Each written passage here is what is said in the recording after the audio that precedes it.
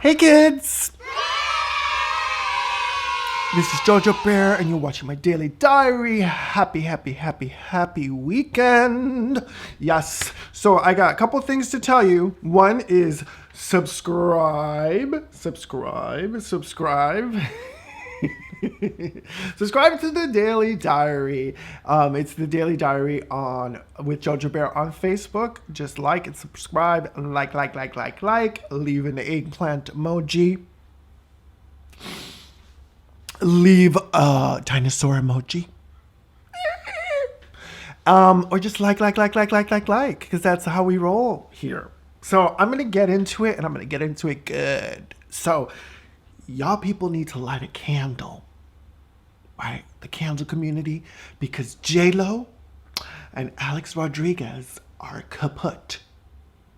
That's it. They're gone. They're zilch in the relationship department. So I'm gonna just say, like, I don't know about you, but J-Lo, and this is not like I'm not saying anything about gender. I'm not saying anything about J-Lo. Looks like she's a piece of work. That's just my opinion. She looks like she may be high maintenance, but we don't know. I don't know what's happening in their bedroom or house or whatever. Alex Rodriguez might be a pain in the Facebook bots. Calm down. Listen. So they've been together for 4 years, and now they're broken up. And I guess this is another casualty of the pandemic, because y'all know people have been hanging out with each other too long these days. And these celebrities, they're used to going around everywhere and having their own time and working on sets and stuff like that. So I don't know. We're going to light a candle for J-Lo. I'm sure she'll be in a relationship soon, honey. She's like Liz Taylor. She'll be hooked up again soon. Now, y'all remember? Do you remember when she was with Ben Affleck? You kids are probably too young to remember that.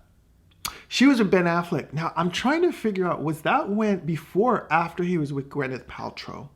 I don't know, because then Gwyneth Paltrow got with Brad Pitt, and then Brad Pitt got with Angelina.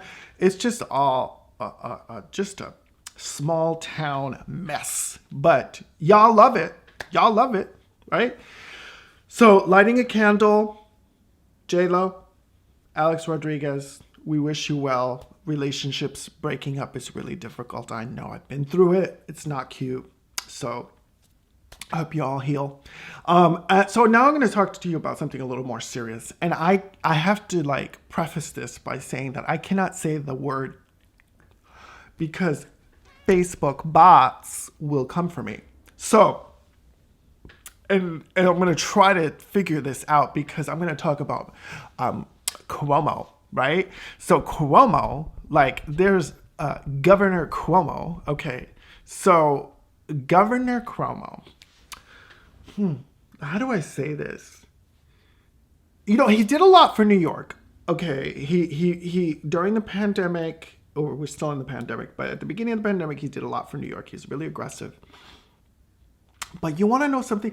You would think that after Me Too movement, after all this cancel culture, all of this stuff, you would know not to harass anybody. Oh, child, keep it in the pants, or whatever you were doing. There was allegedly all this stuff, and he's denying some of it. Or most of it, I'm not sure. But the reality is that people want him out of office. They want to impeach him, all this stuff, blah, blah, blah, blah. But this brings up another thing that I wanted to talk about, which is the Pepe Le Pew thing. So Pepe Le Pew, he was a cartoon character, right? And he was a Looney Tunes cartoon character, and Pepe Le Pew is really famous for being French, right? And I don't know if that's really cultural appropriating, but, you know, it was he was a real Lothario kind of crazed French skunk. Okay. Do they have skunks in France? I might have to call up some of my French people. Anyway, I love me the French. I love me some Paris. Don't ever say anything bad about Paris, because if I could go there right now, if you told me I had to go to a place right now, I'd be in Paris.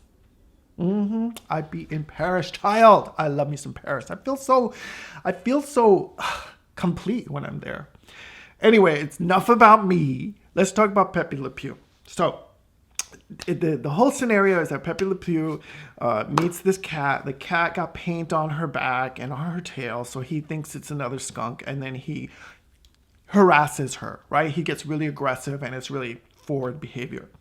So fast forward, like they're canceling, the powers that be are canceling Pepe Le Pew. Because they said it's just, they don't want their children. What about the children? They don't want children to be seeing that kind of behavior. But I dug a little bit deeper, and I noticed that they were doing another Space Jam movie. The Space Jam movie was like, I don't know, I'm not really into that kind of cartoons. But a Space Jam movie part 2, they cut the scene. And I think the Looney Tunes is kind of separating from Pepe Le Pew, but they cut the scene and they put it on the cutting room floor, and they're not going to show it. But they found out that it was a really important scene, because Pepe Le Pew was in a bar. He was like a bartender, and he starts coming onto the cat. And what happened was the cat clap backs to him. She does a clap back. Right? She smacks his hand or something like that. And the really powerful thing is that there was this actress, this Hispanic actress named Greasy Santo, and she was playing the cat. Now with Greasy Santo, she has been harassed, right? She in her life, she's been open about it. She's even wrote a song about it. And so this was a big role for her. And her idea was that this role was going to educate kids, actually, because they talk about in the role, they said that you can't do that. They're basically, they said that one of the characters, or several of the characters, mentioned to Pepe that you can't do that, and they're putting he's gonna get in trouble for that, right? And so what Greasy was trying to kind of say was that it's a great way to open the door for parents to talk to children about not abusing other people in that way.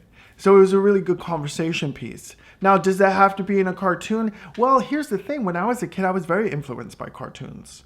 And it's a way to open up and educate people. And I think this whole thing with Cuomo, this whole thing with Pepe Le Pew, like all of this stuff is around the non-education. People are so afraid of the S word, right? And Facebook bots, I know I'm testing your nerve, but just roll with me. I'm trying to educate. Hello. So the reality is that there needs to be more education, right? We need to educate people that what's right and what's wrong about consent, about limits, about our domains, about our boundaries. And this has to start from an early age. Otherwise, kids are going to be learning it from other spaces, right? And why not bring out a cartoon where you can educate somebody? Now, Pepe Le Pew, I don't know if he's the character that we have to make to educate people, and you can cut him off. And I think Pepe Le Pew, like, you're being canceled, so I'm sorry, you're gone. Like, you're gone. And it brings up to another thing, was that, like, also, which is completely different, but it's kind of same, is Speedy Gonzalez is being canceled. Yeah, Speedy Gonzalez. Now, let me just tell you something. He's another Looney Tune character. Listen, I'm half Puerto Rican, honey. So I'm part of the Latino community. And I thought Speedy Gonzalez was representing, but I guess he's not. And I mean, they did get a lot of times back in the day, they were making Speedy Gonzalez look like a drunk, and he was a mess. And he was also just kind of like, the voice was very stereotypical. So Speedy, I think you're going to go too. You're going to be on the cutting room floor as well, because they're knocking you off of everything. Now, here's the shade. Because we all know you Americans, such consumerists, so crafty. Go online. Go check online and see Pepe Le Pew and Speedy Gonzalez memorabilia is going up in price. I have a car payment, honey. I might be buying some Pepe Le Pew and Speedy Gonzalez stuff. Facebook bots. I'm kidding. This is just commentary. It's satire. But let me just tell you, people are profiting off of this. So cancel culture is creating a market. Let me repeat that. Cancel culture is creating a market.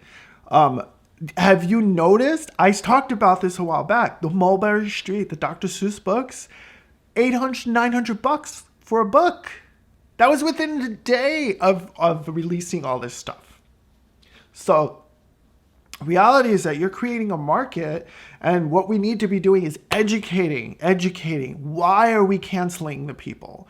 This is why are we doing this? What is the basis? And I think we're so apt to talk about guns and violence in this country, but they're not talking about what we should be. I'm getting off my soapbox. I'm just going to talk about something really, really inane.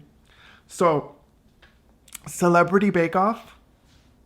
Okay, first of all, you know Paul Hollywood? Yeah, Paul. Call me. Oh, Paul Hollywood, you can.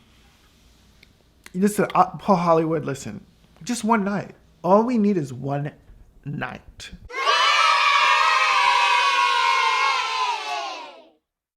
Paul Hollywood. So Celebrity Bake Off. They got Ray Skywalker. You know Miss Ray Skywalker? Daisy Ridley. And the showstopper, Miss Daisy, made a toilet bowl cake.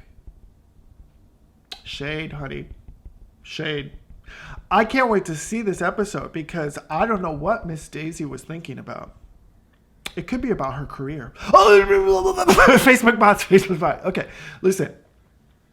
I'm gonna shut up because I'm riled up today, and I kind of got a little edgy. So if any of you are like feeling triggered by what I've shared about, please,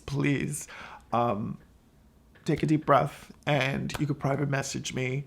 But better yet, just send me some emojis, dinosaur emojis, eggplant emojis, subscribe and like, and later gators. Ciao for now.